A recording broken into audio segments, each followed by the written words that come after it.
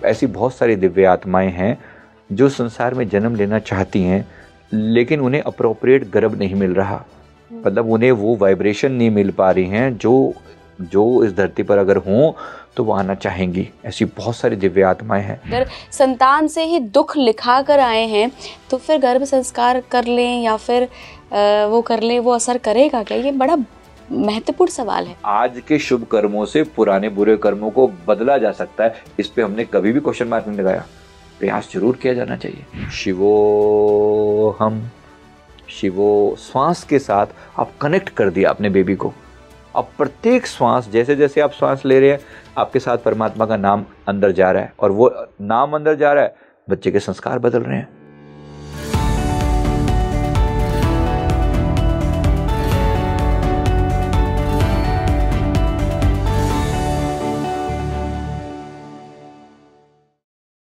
नमस्कार भारत, आप देख रहे हैं स्पीकिंग ट्री। मैं हूं आपके साथ इला गोस्वामी। आज मैं बहुत नए विषय पर आप सभी के लिए ये वीडियो लेकर आई हूं, जिसका नाम है गर्भ संस्कार। जो सोल जर्नी होती है वो कैसे होती है, कैसे आप एक एलिवेटेड सोल को अट्रैक्ट कर सकते हैं, उसको बुला सकते हैं और एक सुपर ह्यूमन क्रिएट कर सकते हैं। तो गर्भदान संस्कार अलग है और गर्भ संस्कार अलग है। कैसे ये प्रोसेस होती है, कैसे जो दिव्य आत्माएं इस वक्त मौजूद हैं वो इंतज़ार कर रही होती हैं न जाने कितने हज़ारों वर्षों से कि कोई ऐसा गर्भ मिले, कोई ऐसे पात्र मिले जिनके ज़रिए वो आएँ और दुनिया का कल्याण करें। तो सोल की जो ये जर्नी है गर्भ से संसार तक, आज उस पूरी जर्नी पे हम बात करेंगे। मेरे साथ बहुत खास मेहमान जुड़ रहे हैं जो गर्भ संस्कार की ट्रेनिंग भी देते हैं। Sanjeev Malik sir PLR coach हैं, साथ ही स्पिरिचुअल गाइड भी हैं। सर बहुत बहुत स्वागत है आपका स्पीकिंग ट्री पर। Thank you sir. हम आज पास्ट लाइफ, पिछला जन्म और अभी के जन्म में गर्भ संस्कार की बात करेंगे। क्या सिग्निफिकेंस है और कैसे ये पिछले जन्म से भी जुड़ा हुआ है, क्योंकि जनरली हम कहते हैं कि आप जो कर्म करके आते हैं उसके अकॉर्डिंग ही आपको जन्म मिलता है। लेकिन हमने कई बार ऐसा देखा है कि गर्भ संस्कार इतनी पावरफुल टेक्निक है, इतना पावरफुल संस्कार है कि हम जो सोल हमने अट्रैक्ट करी है, सबसे पहले तो उसको अट्रैक्ट करना हम सीखते हैं। दूसरा, अगर अट्रैक्ट कर ली है तो कैसे उसको पूरे वो 9 महीने संस्कार देने हैं कि वो एक एलिवेटेड सोल के रूप में जन्म ले। ये बहुत इम्पोर्टेंट क्वेश्चन है और मेरे दिल के बहुत करीब है, क्योंकि मैंने इस पर पूरी एक बुक लिखी है गर्भ संस्कार के नाम से, और इसमें मैंने 7 या 8 वीडियो डाले हैं, पर इसका रिस्पांस लोगों ने बहुत अच्छा नहीं दिया। अनफॉर्चुनेटली लोग अभी भी इसको बड़ा टैबू समझते हैं। लोग समझते हैं ये सब बातें कहाँ करने की हैं, कौन काम करती हैं कि नहीं करती, कोई नहीं जानता। लेकिन हमारा इतिहास भरा पड़ा है, हम सभी जानते हैं। अभिमन्यु को ये संस्कार दिए गए थे, गर्भ में ही उसने सारी लर्निंग ली थी उत्तरा के गर्भ में जब वो थे। तो बात समझाने की मैं बात कर रहा हूँ कि किस तरीके से जो है वो ज्ञान जो है वो दिया जाता है। वो ज्ञान, पहली बात तो जो आपने कहा कि पिछले जन्मों के कारण आपको ये शरीर मिलता है। अब शरीर में पहला जो स्टेप होता है वो होता है गर्भ धारण करना। गर्भ धारण संस्कार के समय अच्छी सोल को इनवाइट करना। आपने ये वर्ड यूज किया, अच्छी सोल को इनवाइट करना। एक सवाल पहले मैं इसी को कवर कर लेता हूँ, फिर अगला स्टेप कि ये अच्छी सोल को इनवाइट कैसे किया जाता है। अगर कोई व्यक्ति, मतलब कोई कपल चाहे कि मेरे घर में एक एलिवेटेड सोल, एक हायर सोल जन्म ले, तो उसको उसके लिए तैयारी करनी पड़ेगी। क्या तैयारी होती है? लगभग 40 दिन का ब्रह्मचर्य और उसमें लगातार साधना। साधना का मतलब कम से कम, ज्यादा नहीं तो 1 से 2 घंटा साधना तो करें दोनों मिलके। और जिनको भी वो मानते हैं, क्योंकि मैं इन पर फोर्स नहीं कर सकता, उनका जो बिलीफ है, मान लीजिए भगवान शिव को मानते हैं, माँ भगवती को मानते हैं, श्री कृष्ण जी को, श्री राम, जिस रूप में भी मानते हैं, अपने इष्ट से प्रार्थना करें कि मुझे एक डिवाइन सोल हम अपने घर में इन्वाइट करना चाहते हैं, आप प्लीज हमें ऐसी ब्लेसिंग दें। और ऐसी सोल को हम इनवाइट करते हैं और उसके लिए ब्रह्मचर्य जरूरी है, कम से कम 40 दिन तक। फिर ये लोग मतलब उस सोल को इनवाइट करें। कांस्टेंट प्रैक्टिस, डेली की प्रार्थना और ब्रह्मचर्य, इसके साथ जब 40 दिन पूरे हो जाएं, 41 डेज पूरे हो जाएं, फिर ये अपने मतलब फिर अगर ऐसी सोल को, जब इन्होंने इतनी प्रार्थना करी है, तो डेफिनेटली परमात्मा की कृपा से, दिव्य शक्तियों की कृपा से ऐसी सोल का आगमन होता है। या तो वो पहले से दिव्य गुणों से संपन्न होगी वो सोल, या फिर अगर परिपूर्ण रूप से बहुत हायर ना भी हो, मीडियोकर से हायर लेवल भी होगा, तो भी उसको आगे संस्कार दिए जा सकते हैं और उसे और दिव्य बनाया जा सकता है। 2 तरह की सोल ही आएंगी, या एक्चुअली कोई डिवाइन सोल आएगी या कोई कार्मिक आएगी जो आपके पुत्र या पुत्री के रूप में, बेटा या बेटी के रूप में जिनको आना है। ज्यादातर तो कार्मिक आती हैं। मैं नॉर्मली इनको एक्सीडेंटल सोल बोलता हूँ, जो कि शायद किसी को वर्ड बुरा लगे। एक्सीडेंटल का मतलब है लोग प्लानिंग नहीं करते। क्षमा चाहूंगा पर बात थोड़ी कड़वी लगे तो लगे, लेकिन लोग प्लानिंग नहीं करते। एक दिव्य आत्मा को, मतलब जिस चीज को लोग एक्चुअली जब इन्वॉल्व होते हैं, तो इनको कम से कम ये जरूर होना चाहिए कि हम एक दिव्य आत्मा को बुलाने के लिए प्लानिंग कर रहे हैं। It's not just an accident. आपको पूरी प्लानिंग के साथ अगर बुलाते हैं तो फिर वो उस तरीके से होना चाहिए, और दिव्यता की तरह से इसे जब बुलाया जाता है तो फिर वैसी आत्माओं का आगमन होता है। फिर उसके बाद उसको प्रॉपर संस्कार देना एक समय के बाद, तो वहां से शुरू होते हैं। जब आप ऐसी दिव्य आत्माओं को बुलाते हैं तो जो आत्माएं वेट कर रही होती हैं ऐसी एलिवेटेड माता पिता की, क्योंकि बहुत से आत्माओं ने प्रॉमिस किया होता है अपने गुरु से, अपने टीचर से, कि मुझे धरती पर जाकर जन्म लेना है और मुझे और ये टीचिंग्स देनी है, और जिनकी फ्रीक्वेंसी आपको पति पत्नी की फ्रीक्वेंसी से मैच करेगी वो जरूर वो सोल यहाँ पर आना चाहेंगी। राइट, तो ये प्रार्थना बहुत इंपॉर्टेंट है। फिर कोई नाम का जाप करें, जो भी मान लीजिए भगवान शिव का करते हैं तो आप कोई भी जाप करें, ओम नमः शिवाय का जाप कम से कम आधा घंटा जरूर करें दोनों मिलके, और फिर जो आप पाएंगे कि ऐसी दिव्य आत्मा का जन्म होगा जो अच्छे संस्कारों वाली होगी। फिर उसको और बेहतर संस्कार दिए जा सकते हैं जिसको हम गर्भ संस्कार बोलते हैं। अब वो चाहे, क्योंकि बहुत से लोग जो हमारी बात को सुन रहे होंगे इस प्रोसेस में होंगे, हो सकता है कि उनको पहले से गर्भ धारण हो रखा हो, कंसीव कर रखा हो, और वो गर्भ धारण संस्कार पे तो नहीं हो पाया, लेकिन अब किया जा सकता है। राइट, जब भी आप हमारी बात को सुन रहे हैं, आपको समझ आ रही है, तो गर्भ संस्कार का मतलब क्या है? जो जीव गर्भ में आ रहा है, जो स्पिरिट गर्भ में आ रही है, वो एक आत्मा है। उसने इस संसार में आकर बहुत कुछ एक्सप्लोर करना है, लेकिन उसके पुराने कुछ संस्कार उसके साथ जुड़े हैं। अब जैसे वो माँ के घर में प्रवेश करती है, वो सोल उस माँ के को अनुभव हो जाता है, पता लग जाता है कि एक सोल का यहाँ पर आगमन हुआ है। अब वहां से गर्भ संस्कार में क्या होता है, आप कुछ मंत्रों के द्वारा आवाहन करते हो, शुरुआत करते हो।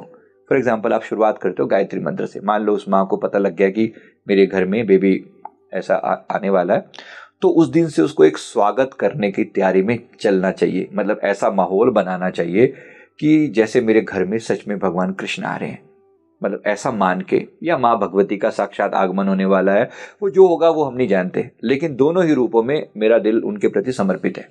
ये दूसरी बात, जब ऐसा करें तो उसी के हिसाब से माहौल बनाएं, पति पत्नी दोनों मिलके और घर के बाकी सदस्य। फिर उस माँ को क्या करना चाहिए, कुछ अपने मंत्रों का जाप होता है कि डेली बेस पर जो भी आप अपने इष्ट से जुड़े हैं उन मंत्रों का जाप किया जाए। अपने मूड को काबू में रखा जाए, क्योंकि ऐसे समय में मूड स्विंग बहुत ज्यादा होते हैं, हार्मोनल चेंजेस होते हैं। तो किसी तरीके से अपने मन के फियर्स को हटाकर, अपने डर को हटाकर उस बेबी को 3 महीने के बाद संस्कार देने शुरू किए जा सकते हैं। जब मतलब 3rd मंथ ऑफ प्रेगनेंसी के बाद, सेकंड ट्राइमेस्टर में वहां संस्कार देने का टाइम होता है, क्योंकि तब बच्चे का ब्रेन डेवलप होने लग जाता है। उस समय में संस्कार देने का समय, वो चेतना उस समय आपकी बात को सुनना शुरू कर देती है। चाहे वो अभी तक डेवलप फुल्ली नहीं हुई है, लेकिन कॉन्शियसनेस वहां मौजूद है, तो आपकी बात को सुन रही है। तो और माँ से जुड़ी भी हुई है, जाहिर सी बात है, तो उसको संस्कार दिए जा सकते हैं। तो क्या तरीका है देने का, अगर मैं बात पर उतरूं, माँ जब भी, इनफैक्ट समझिए जो पूरे 9 मंथ का जो टाइम पीरियड है ना, इसमें हम जो बातें माता सोचती है वो सब बातें उस बच्चे के अंतर मन में अपने आप पहुंच जाती हैं। दोनों की कोड जुड़ी पड़ी है मणिपुर चक्र के द्वारा। राइट, ये तो सबको क्लियर है। नाभि के द्वारा हम जुड़े हुए हैं बच्चे के साथ, और बच्चे का पूरे बॉडी से एकमात्र जो कनेक्शन है वो केवल नाभि है। नाभि से ही कनेक्टेड है, पूरे बॉडी को सप्लाई जा रही है। तो एक तरीके से ये उसका हृदय है, ये उसका हार्ट है। तो माँ अपनी आप को जितना ज्यादा हो सके, मतलब नाभि पर हाथ रखे, पेट पर हाथ रखे, बच्चे को के प्रति कुछ बोलना शुरू करे जो उसके मन में भाव आते हैं। क्या बोलना चाहिए? तुम बहुत स्ट्रॉन्ग हो, तुम बहुत पावरफुल हो, तुम बहुत अच्छे हो, तुम बहुत पॉजिटिव आत्मा हो। जब तुम इस धरती पर आओगे तो तुम्हारा खूब वेलकम किया जाएगा। मैं अभी भी तुम्हारा दिल से इंतजार कर रही हूँ, तुम्हारा स्वागत करने के लिए इंतजार कर रही हूँ। इस तरीके से उस सोल को वेलकम फील करवाया जाए, क्योंकि होता क्या है, वेलकम नहीं होता। हमारे साथ जैसे माता पिता या कुछ और कुछ उसका मन का माहौल हम नहीं जानते क्या है, लेकिन ज़्यादातर लेडीज़ को मैंने देखा है कि घर का माहौल बहुत फेवरेबल नहीं होता, और जब फेवरेबल नहीं होता तो वो वेलकम वाली कंडीशन में नहीं होती। तो जब आप रिजेक्टेड काइंड ऑफ ऐसे होते हैं तो वो रिजेक्शन के कारण ही आगे जब ये बच्चा बड़ा होगा तो ये डिप्रेशन का शिकार जरूर होगा। जो रिजेक्टेड, जो वेलकम किया हुआ सोल होगी ना, ये इतनी दिव्य और इतनी पवित्र होगी कि इसका आगे का जो जीवन होगा बहुत सुंदर होगा। तो ये बहुत मैटर करता है सोल का वेलकम कैसे करते हो। फिर उस सोल को डे टू डे बेसिस पर संस्कार देना। महारानी मदालसा हमारे यहाँ पर कोई है, उनकी चरित्र का वर्णन किया जाता है। वो जन्म से पहले, मतलब बच्चे का अभी गर्भ में है, और वो कह रही थी मेरा जो ये पुत्र पैदा होगा ये ब्रह्म ऋषि होगा। जन्म से पहले बोल रही है, और वो पुत्र को अपने अपने गर्भ में ऐसे हाथ रख के बोल देती, शुद्धो असी, बुद्धो असी, मुक्तो असी, आनंदो असी। लिखना महारानी मदालसा के नाम पे आप देखोगे, मदालसा कोट्स के नाम से आप देखना, आपको मिलेगा।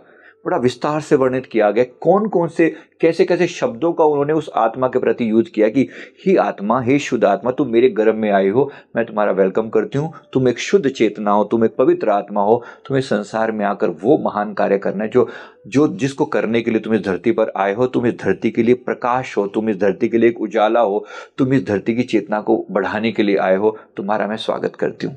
कितनी बड़ी बात है, सोच के देखो कितनी बड़ी बात है। ये ऐसी ऐसी हस्तियां हमारे यहाँ हो गुजरी हैं जिन्होंने इस तरह के संस्कारों को प्रमोट किया, और ये हमारे सारे ऋषि मुनियों ने इस पर जोर दिया है। दुर्भाग्य ये कि आज हम उस परंपराओं को भूल गए और उन्हें लगता है कि ये अजीब ही तमाशा है, या कोई लोग सुनना भी नहीं चाहते। मैंने वीडियो डाला था, बहुत लोगों ने देखा नहीं, इसलिए शायद लोग इस बात से परिचित नहीं होंगे कि मैंने इस पर कोई बुक भी लिखी या मैंने कुछ और भी किया। लोग सुनना नहीं चाहते इस टॉपिक के बारे में, ये ना ही बताना चाहते हैं। अब मैं ये कह रहा हूं कि अगर सच में आप चाहते हो कि आपके घर में कोई दिव्य आत्मा आए, या जो भी आत्मा आए उसको अच्छे संस्कार दे जाए, तो प्लीज इस पर काम कीजिए। ये कोई इतनी छोटी सी बात नहीं है। तो मैं देखता हूं कि एटलीस्ट दिखने में आती हैं बातें कि लोग जो है ना, गर्भ में बच्चा है और वो माता है कुछ क्या खा रही हैं ना, उस पर कोई कंट्रोल है, क्या देख रही हैं, क्या सोशल मीडिया से कनेक्ट हो रहे हैं, उस पर कोई कंट्रोल नहीं है। लोग तरह तरह के तमाशे कर रहे हैं। भाई उस समय का पीरियड बहुत सेंसिटिव होता है, ये मान के चलिए। आपकी हर एक फीलिंग्स इस बेबी तक पहुंच रही है, ऐसा सोच के चलो। वो एक कॉन्शियसनेस है जो आपकी बात को सुन रही है, वो चेतना है। हमें लगता है कि नन्ही सी जान को क्या पल्ले पड़ रहा होगा, उसको क्या समझ में आ रहा होगा, क्या उसके कान है, क्या उसके पास दिमाग है, वो सुन रहा है। दिमाग नहीं है, लेकिन केवल उसके पास फीलिंग्स हैं, और वो आपकी सारी फीलिंग्स को सुनता है।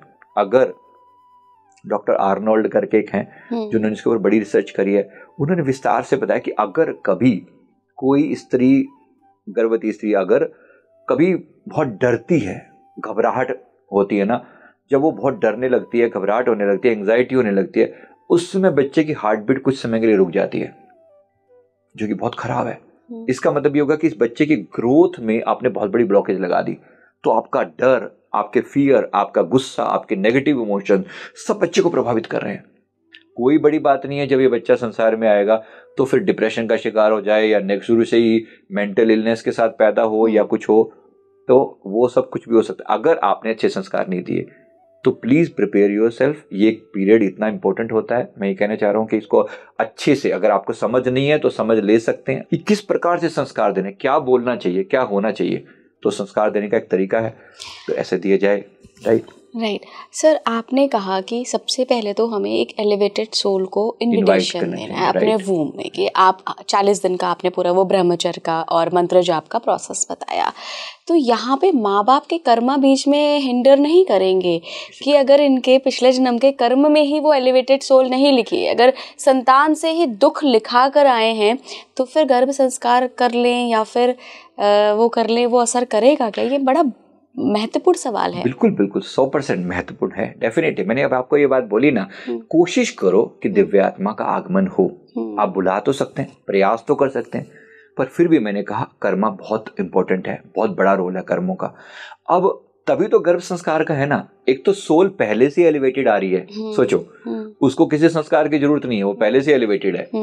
लेकिन अगर सोल एलिवेटेड नहीं आई, जैसी भी आई, उसको संस्कार तो दिए जा सकते हैं। इसका मतलब हम ये कह के रिजेक्ट तो नहीं कर सकते, नहीं ये तो दुख देने वाली आत्मा, जा नहीं, we can not say that.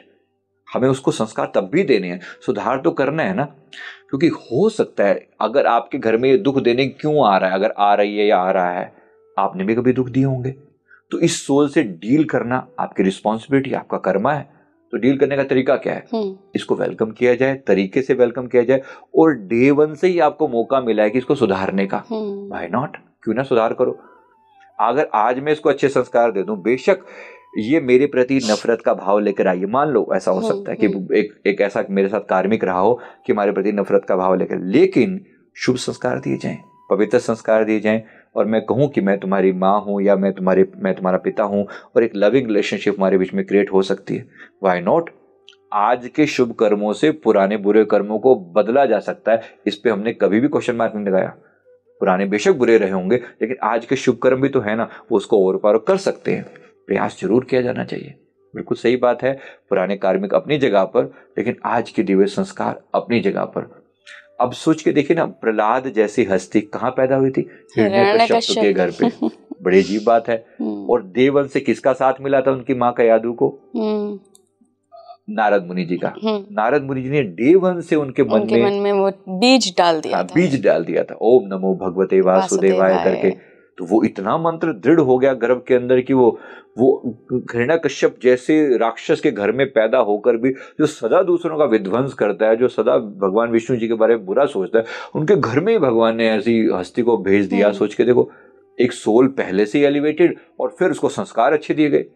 जब कयादू के गर्भ में थे प्रहलाद जी, तो उस समय भी उनको हमेशा भगवत कथा ही सुनाई जा रही है, बार बार भगवान विष्णु जी की लीलाएं सुनाई जा रही है।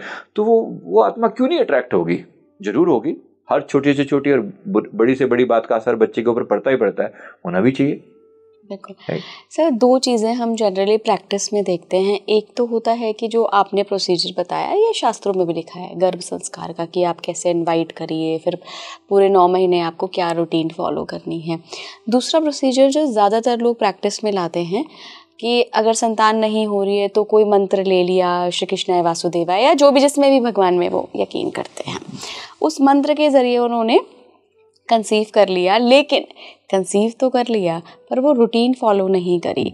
तो जिस आत्मा को आपने अट्रैक्ट किया है, क्या वो अगर संस्कार नहीं दिए तो वो बदल भी सकती है? उसका व्यवहार, उसका जो टेंडेंसी है। ट्रेनिंग तो हर एक की जरूरी है, चाहे कैसा भी आत्मा आ रही है, उसको भी इस धरती से परिचित तो करवाना है ना। कुछ शुभ संस्कार उसके पास पहले से हैं, अगर आपके पास मौका है तो उसको शुभ संस्कार क्यों ना दिए जाएं। रावण का जो जन्म हुआ, उसकी माता जो कैकसी थी, राइट, उनके जो पिता का मुझे नाम नहीं याद आ रहा, लेकिन पिता जो थे वो एक ब्राह्मण थे। उन्होंने बहुत गलत समय पर संसर्ग किया, गलत टाइमिंग, गलत उसके हिसाब से, तो जो रिजल्ट आया वो गलत ही निकला। ओवरऑल जो है एक रावण जैसा नेगेटिव माइंडसेट वाला व्यक्तित्व पैदा हुआ, क्योंकि कंडीशनिंग गलत कर दी गई, राइट, कंडीशनिंग गलत कर दी गई। तो कंडीशनिंग का बहुत मैंने कंडीशनिंग का मतलब यहाँ पर गर्भ संस्कार की बात कर रहा हूँ। संस्कार अच्छे दिए जाते तो बुरी से बुरी सोल को भी सिखाया जा सकता कि रूल तो यही है ना कि हर आत्मा अंदर से तो शुद्ध ही है ना। ये ठीक है कि कुछ गलत कर्म किए होंगे तो उसको संस्कार देके सुधारा जा सकता है, तो प्रयास तो जरूर किया जाना चाहिए इसके लिए। Why not. हमने एक कॉन्सेप्ट और सुना है सर कि जो सोल होती है, जो एलिवेटेड सोल होती है, उनके पास चॉइस होती है कि मैं कहाँ पैदा हूँ, मेरे माता पिता कौन हूँ। तो मान लीजिए कि किसी ने अपलिफ्ट भी कर लिया, अपनी आध्यात्मिक जर्नी शुरू कर दी एक ऐसी संतान पाने के लिए, लेकिन उस एलिवेटेड सोल की मर्जी ही नहीं है, क्योंकि उसका पर्पस पूरा नहीं हो रहा है इस खानदान में पैदा होने से, तब भी हम अट्रैक्ट कर सकते हैं। देखो, आपकी वाइब्रेशन के हिसाब से ही इस सोल के पास चॉइस होती है।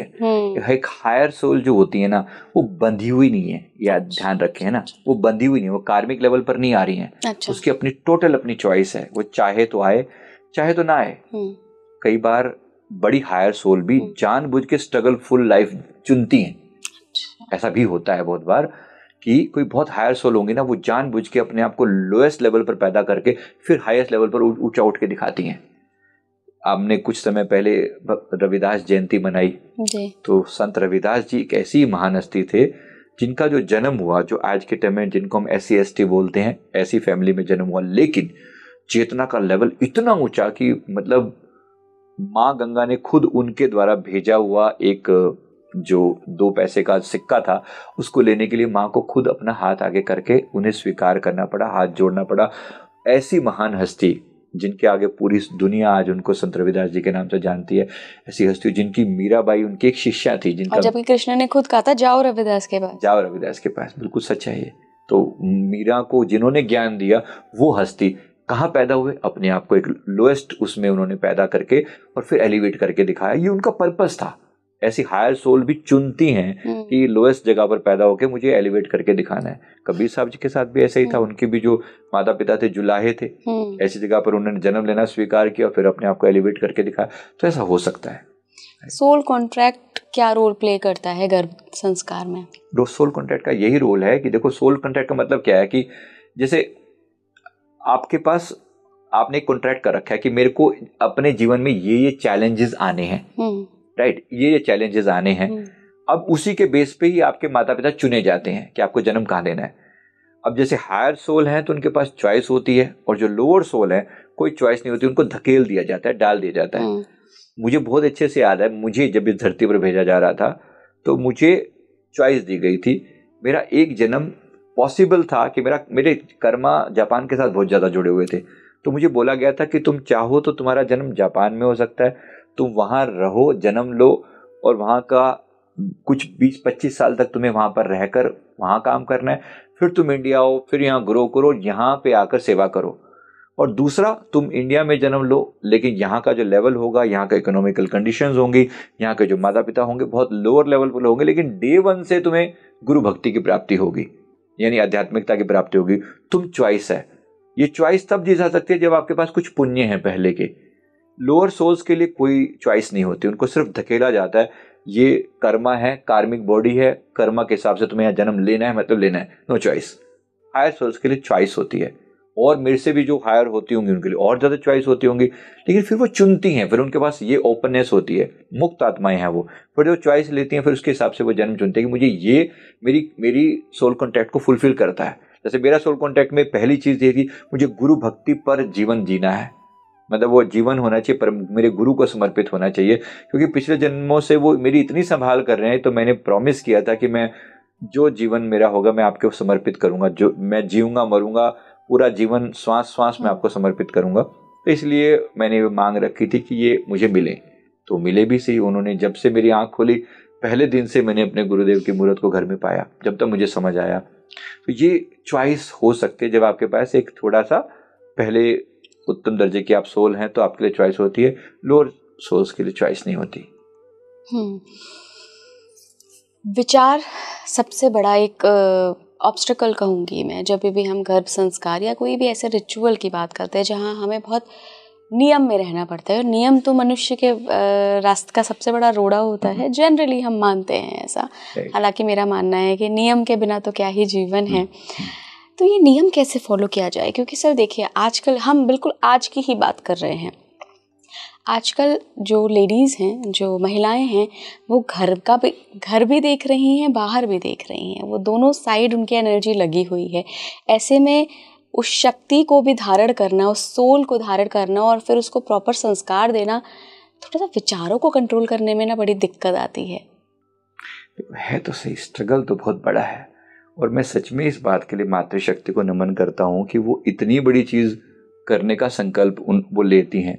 देखो, पर फिर भी अगर आपके पास चॉइस हो तो कोशिश की जाए कि कुछ समय का ब्रेक लिया जाए। ये काम इतना छोटा नहीं है, ये काम बहुत बड़ा है। आप हजार पचड़ों में रहकर एक सोल को बहुत अच्छे संस्कार शायद ना दे पाएं। ये समय है अपने लिए ब्रेक लेने का, जरूर लेना चाहिए, क्योंकि जब तक आप समय नहीं देंगे, आप सोचिए बाहर का माहौल इतना स्ट्रेसफुल है, ऑफिस की अपनी टाइमलाइंस है, अपनी डेडलाइंस है, और वहाँ पर आपको इतना प्रेशर दिया जा रहा है ऑफिस में, और फिर आप सोचो कि आप इस सोल को एक अच्छे लेवल पर ग्रो कर पाओगे, अच्छे संस्कार दे पाओगे, बड़ा मुश्किल है। टाइम तो चाहिए। याद रखिए, जो भी आप सोच रही है ना, गर्भवती माँ जो भी सोचती है ना, उसके सारे संस्कार बच्चे तक पहुंच रहे हैं। अच्छा बुरा, पॉजिटिव नेगेटिव, डर, यहाँ तक कि अगर वो डर रही है किसी चीज से तो क्वाइट पॉसिबल ये बच्चा उसी स्ट्रगल के साथ, उसी डर के साथ पैदा होगा। उसकी ग्रोथ रुक जाती है उस समय जब वो डर रही होती है, जब उसके अंदर नेगेटिव संस्कार होते हैं, जब वो भयभीत है, जब वो गुस्से में है, जब वो नेगेटिव सोच रही है, जब वो किसी के प्रति फ्रस्ट्रेटेड है, तो उसके सारे संस्कार सब बदल जाते हैं। तो माँ बच्चे की पूरी ग्रोथ रुक जाती है। पॉजिटिव संस्कार देना बहुत बड़ी बात है, बहुत बड़ी बात। हमने बहुत सारे इस पर प्रयोग किए। मैंने कम से कम अभी जो है ना 50 से ज़्यादा मतलब गर्भ संस्कार के लोगों को पर्सनल वो टीचिंग्स दी हैं, जहाँ पे उन्होंने कॉन्टेक्ट किया, कोर्स लिया, फिर हमने उनको पूरा समझा के।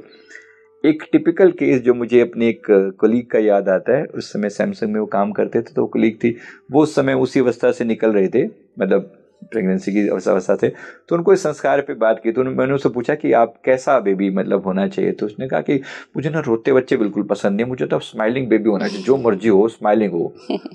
अब उसने जो उसकी समझ थी, मैंने कहा चलो आपको जितनी समझ में आए ठीक है, लेकिन उन्होंने फिर क्या कि संस्कार में बार बार बोला मुझे तो स्माइलिंग बेबी चाहिए, मुझे तो स्माइलिंग बेबी चाहिए, मुझे तो स्माइलिंग बेबी चाहिए। आज उसकी ये अवस्था है, जो बेबी हुई मतलब बेबी गर्ल हुई, और बेबी गर्ल को ऐसे उसको तो अगर मतलब वो उसको तुम उसको पीटो मारो कुछ, मतलब अगर वो नेगेटिव भी है ना, वो जब रो रही होते हैं तब भी उसके चेहरे पर स्माइल होती है। बड़ा फनी लगता है। उसने मेरे को फोटो भेजी, वो वीडियो बना के भेजी, कहती देखो क्या हालत है इसकी, ये रोती भी है ना तो ऐसे स्माइलिंग, उसका प्यारी सी स्माइल आ जाती है ना। ये भी संस्कार है। यानी इस हद तक वो सोल आपको सुनती है, इस हद तक उसके सबकॉन्शियस माइंड डेवलप हो रहा होता है। जब ये हो सकता है तो बाकी भी हो सकता है। क्या मैं एक सोल को स्ट्रोंग नहीं बनाना चाहूँगा, पावरफुल नहीं बनाना चाहूँगा, संसार के चैलेंजेस के लिए तैयार नहीं करना चाहूँगा?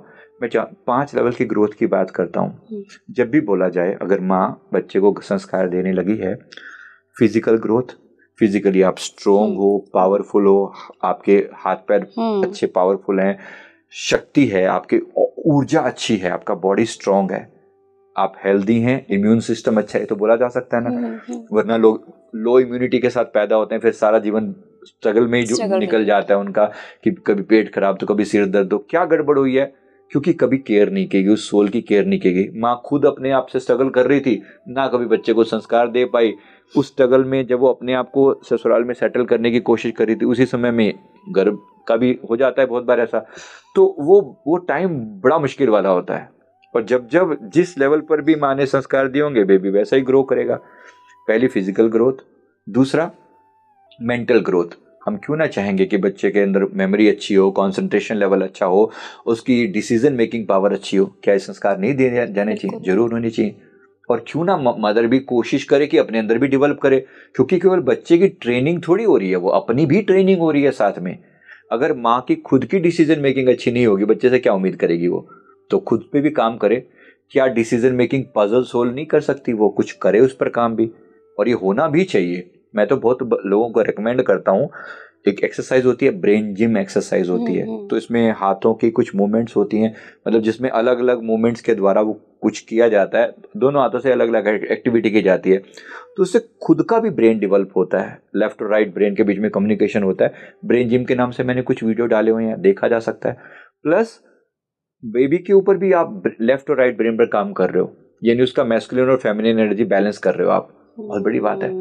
तो फिजिकल मेंटल लेवल पर आपने काम किया, कंसंट्रेशन बढ़ा दी, कुछ चीजें सिखाई जा सकती हैं बाय डिफॉल्ट कि अब नेक्स्ट है उसके बाद इमोशनल लेवल पर। क्या मैं नहीं चाहूंगा कि हमारा बेबी मतलब स्ट्रोंग हो, इमोशनली पावरफुल हो, संसार की जब चीजें जब उसके सामने आए तो उन चीजों को बहुत अच्छे से स्ट्रांगली डील कर पाए। तो संस्कार दिए जा सकते हैं कि तुम इमोशनली बहुत स्टेबल हो, तुम बहुत स्ट्रांग हो, तुम बहुत पावरफुल हो, तुम हर तरह की सिचुएशन से डील करना जानते हो, तुम एक प्रैक्टिकल इंसान हो। क्या नहीं संस्कार देने चाहिए? जरूर देने चाहिए, होना जरूर चाहिए। लेकिन पता ही नहीं ना लोगों को ये बात भी, जो आज आप और हम कर रहे हैं, हमारे देश के 90% लोगों को ABC भी नहीं पता होगी कि हम क्या बात कर रहे हैं अभी। तो ये एक मीडियम टीच करने का ही है, लर्निंग का है। शायद हमारी बात को देखकर कोई समझ जाए, किसी के दिमाग में पड़ जाए कि ये भी पॉसिबिलिटी है, होना भी चाहिए। तो ये मैंने बोला फिजिकल लेवल, फिर मेंटल लेवल, फिर साइकोलॉजिकल लेवल पर, और फिर आता है सोशल और स्पिरिचुअल लेवल पर। सोशल मतलब तुम्हारी समाज के प्रति भी एक दायित्व है। तुम इस संसार में आओगे तो समाज के प्रति अपना रोल प्ले करना, अपने लिए मत जीना, केवल अपने लिए नहीं, संसार के कल्याण के ऊपर काम करना, ये तुम्हारा सोशल रिस्पॉन्सिबिलिटी होगी। और फिर लास्ट स्पिरिचुअल। अब स्पिरिचुअल में तो फिर आत्मा तो है ही सही, तो उसको ये संस्कार देना कि तुम शुद्ध चेतन आत्मा हो, तुम इस संसार में आओ, एक खेल है, ये रंगमंच है, यहाँ पर तुम्हें अपना रोल प्ले करना है और अंत में अपनी आत्मा को शुद्धतम रूप में करके यहाँ से मुक्त होकर जाना है। सर, जो हमारे स्क्रिप्चर्स हैं, चाहे तो वो भगवत गीता हो या भागवत पुराण हो, इनका पाठ कितना हेल्प करता है गर्भ संस्कार में? बहुत बड़ा रोल है इसका। आप सोचो, जो भी चीज़ आपके मन को प्रभावित करती है, हर वो चीज़ का अगर सही दिशा में दी जाए तो वो आपके जीवन को प्रभावित करेगा। तो डेफिनेटली एक गर्भवती माँ को जो है वो स्क्रिप्चर्स का पाठ जरूर करना चाहिए, जिन जिन चीज़ों के साथ वो बच्चे को अटैच करना चाहती है। अब सोचिए, जैसे भगवान श्री कृष्ण के गुणों को अगर वो पढ़े, सुने, जाने या वीडियो देखे उससे रिलेटेड, तो वैसे ही संस्कार पैदा होंगे कि मेरा जो बेबी है वो उतनी ऊर्जावान है, उतना पॉजिटिव है, उतना कल्याणकारी है, उतना अच्छा है, उतना स्ट्रॉन्ग है, उतना पावरफुल है। अगर वो उसी टाइप के संस्कारों को कोरिलेट कर पाए तो इससे बेस्ट क्या हो सकता है? बहुत सुंदर है अगर उसको उस बात को ऐसे फील किया जाए। तो सिमिलरली अगर कोई ऑपोजिट चीज़ करते हैं, मतलब कोई डरावनी चीज़ या कुछ ऐसी चीज़, तो भाई बिल्कुल भी नहीं देखनी चाहिए। कुछ भी आप डरावना या कुछ भी ऐसा चीज़ जो आपके दिमाग को नेगेटिव कर दे, जैसे लेडीज़ को कई बार आदत होती है बड़ी इमोशनल चीज़ें, सास बहू के झगड़े, आप पक्का बेबी को प्रोग्राम कर रहे हो कि किसी स्त्री के प्रति मन में कुछ नेगेटिव भाव भरोगे। मतलब अगर आपको अपनी सास से कोई दिक्कत है तो ये बेबी बाय डिफॉल्ट नफरत करता हुआ पैदा होगा। ये मैंने बाप रे, मतलब ये डिफॉल्ट है। जो आपके मन में नेगेटिव संस्कार होंगे वही नेगेटिव बच्चे को जाएगा, पॉजिटिव भी जाएगा। तो जितने शुभ भर सकते हैं तो शुभ। भक्ति रसामृत सिंधु करके जो भगवान श्री कृष्ण की लीलाओं का बखान उन्होंने किया, उन्होंने भगवान श्री कृष्ण के 64 गुणों का वर्णन किया है। मैं कहता हूँ बार बार वो पढ़नी चाहिए अगर कोई पढ़ना चाहे तो। श्रीमद् भागवत जिसे कहते हैं उसमें उसका एक पार्ट है वो, तो वो पढ़ना चाहिए। उसमें पढ़ो अच्छे से कि उसमें कितने गुण दिए हुए हैं। जैसे उसमें विशेष रूप से लिखा हुआ है भगवान श्री कृष्ण वाक्पटु हैं, बोलने में बड़े स्मार्ट हैं। भगवान श्री कृष्ण सुंदरतम हैं। भगवान श्री कृष्ण का अंग अंग जो है वो एकदम युवा और एकदम सुंदर, जैसे उसमें बयान किया गया है। उसमें अलग अलग बातें बताई गई हैं। उनके चेहरे की जो आभा है, जो कांति है, जिसको हम वाइब्रेशंस बोलते हैं, वो कितनी पॉजिटिव है। ऐसे गुण बताए गए हैं। उन्हीं गुणों के बेसिस पे मैंने इस बुक में जो मेंशन किए ना, वो सारे पॉइंट मेंशन किए हैं कि उन गुणों को लेकर हम अपने अंदर क्या कर सकते हैं। तो वो सारे गुण जो श्री कृष्ण जी में, क्या हमारे बेबी में नहीं हो सकते? Why not? बोलो, संस्कार पैदा करो। जो जो संस्कार, आप ये सोचो कि कोई भी सीरियल अगर आप देखने लगे हो, कोई भी नाटक, कोई भी, आप सोचो ये इस चीज़ का डायरेक्ट इसके अंदर कौन से इमोशन पैदा होंगे और बेबी पर क्या इम्पैक्ट पड़ेगा। अगर कुछ भी लगे कि ये नेगेटिव जा रहा है या मेरे मन के भाव बदल रहे हैं, या तो उस वक्त तुरंत चेंज कर दे, छोड़ दीजिए उस चीज़ को। और डेली अपने आप को, बेबी को कम से कम आधा घंटा जरूर देना चाहिए, जहाँ पर आप लिटरली 1-to-1 बातचीत करें, ये कहते हुए कि आप मेरी बात को सुन रहे हो और मैं जो बोल रही हूँ आपकी बात, मतलब वो सब आपके मन में जा रहा है। और ऐसा करके देखो, एक जैसे मैं इसमें एक एक्सरसाइज बोलता हूँ कि अगर कोई गर्भवती माँ मतलब कनेक्ट हो रही है तो अपनी श्वास को इस तरीके से लेके, जैसे मान लो वो राधे राधे करती है फॉर एग्जांपल, तो वो हर श्वास के साथ राधे, श्वास इनहेल किया और फिर छोड़ते हुए फिर से राधे। अब श्वास के साथ राधे चल रहा है। अब उसकी श्वास का केंद्र बिंदु क्या है? उसकी नाभि। मतलब नॉर्मली हम जब सांस भरते हैं तो पेट से ही होता है ना, तो वही मानिए कि वो केंद्र बिंदु बच्चे का भी है। तो वहां से एक्चुअली कनेक्शन हुआ और वहां से हम पूरी श्वास को ऊपर तक ले गए क्राउन तक, और फिर राधे राधे राधे, श्वास इनहेल एक्सेल, इनहेल एक्सेल। किसी का भगवान शिव से है तो शिवो हम, शिवो, श्वास के साथ आप कनेक्ट कर दिया अपने बेबी को। अब प्रत्येक श्वास, जैसे जैसे आप श्वास ले रहे हैं, आपके साथ परमात्मा का नाम अंदर जा रहा है, और वो नाम अंदर जा रहा है, बच्चे के संस्कार बदल रहे हैं। वही बच्चा जो अब तक मतलब अभी संसार में आया भी नहीं है, उसको आपने इतना स्ट्रॉन्ग वाइब्रेशन दे दी, परमात्मा के साथ जोड़ दिया, अब वो क्यों अच्छा नहीं बनेगा? कोई कारण नहीं है। मतलब एक माँ बनने का सबसे बड़ा फर्ज आपने पूरा कर दिया। अगर आपने गर्भ संस्कार अच्छे दे दिए ना, तो सोचिए ये बच्चा संसार के लिए गिफ्ट होगा, ये ह्यूमैन काइंड के लिए, पूरे यूनिवर्स के लिए गिफ्ट होगा। और आपका नाम कितना दूर दूर तक जाएगा जब ये बच्चा एक अपने लेवल पर परफॉर्म करेगा। तो ये 9 मंथ कितने इंपॉर्टेंट होते हैं एक माँ के लिए, सोचना चाहिए। तो प्रयास करें कि सभी लोगों के लिए एक मैसेज है, प्रयास करें कि इसके लिए पूरी तैयारी करके करें। ये कोई एक्सीडेंटल घटना नहीं है, ये पूरी प्लानिंग के साथ होना चाहिए। अगर इसके लिए समय स्पेयर करना पड़े, कुछ सेक्रीफाइस भी करने पड़े ना, बड़ी बात नहीं है। 9 महीने जॉब नहीं करोगे तो कहीं कुछ समाज संसार खत्म नहीं हो जाएगा। अगर आपके लिए सच में ऐसी स्थिति है तो कोशिश हो, समय दीजिए। समय बहुत इंपॉर्टेंट है। और अगर आपने ऐसी कल्याणकारी आत्मा को पैदा कर दिया, आज भी और रहती दुनिया तक लोग याद करते रहेंगे, ऐसी हस्तियों को याद करते रहते हैं। जहाँ श्री राम फेमस हैं, माँ कौशल्या फेमस नहीं है। यहाँ श्री कृष्ण फेमस हैं तो माँ देवकी भी फेमस है, और अकॉर्डिंगली जो उनकी माँ भी सभी फेमस है ना। तो कैसे संस्कारों का तो खेल है ना। क्या हम एक सुपर ह्यूमन बना सकते हैं गर्भ संस्कार से? बिल्कुल, वही बात हो रही है। इस सुपर ह्यूमन की तैयारी हो रही है। जिस माँ ने विवेकानंद जैसी आत्मा को अट्रैक्ट किया होगा, वो भी तो माँ थी, सुपर ह्यूमन ही तो थे ये। जिन्होंने श्री कृष्ण को जन्म दिया, माँ देवकी, वो भी तो सुपर ह्यूमन ही तो थे। मैं वही कह रहा हूँ, वही आप सबसे पहले तो उसके लिए गर्भधारण संस्कार है। तो गर्भधारण के समय में भी मैंने वही कहा, प्री प्लानिंग के साथ, सिस्टम के साथ, दोनों पति पत्नी भावपूर्वक उस दिव्य आत्मा को इन्वाइट करें, जरूर करें। और फिर उसके बाद ब्रह्मचर्य धारण करके और फिर प्रार्थना करके किया जाए। बात बड़ी है, पर मैं माफ़ी चाहता हूँ। मैं जो बाकी सामान्य बच्चे पैदा होते हैं, मैं उनको एक्सीडेंटल शब्द बोल रहा हूँ कि वो एक्सीडेंटल पैदा होते हैं, वो प्लानिंग से पैदा नहीं होते। तो एक्सीडेंटल ना हो के प्लान्ड हों, सिस्टमेटिकली आएँ और उनको पूरे संस्कार दिए जाएँ। तो कोई कारण नहीं है कि वो बच्चा भी संसार के लिए एक वरदान होगा, और उस माँ को भी और उस पिता को भी नमस्कार किया जाएगा कि जिनके घर में ऐसी दिव्य आत्मा का आगमन हुआ। मेरे गुरुदेव ने मुझे बताया था कि ऐसी बहुत सारी दिव्य आत्माएं हैं जो संसार में जन्म लेना चाहती हैं, लेकिन उन्हें अप्रोप्रिएट गर्भ नहीं मिल रहा।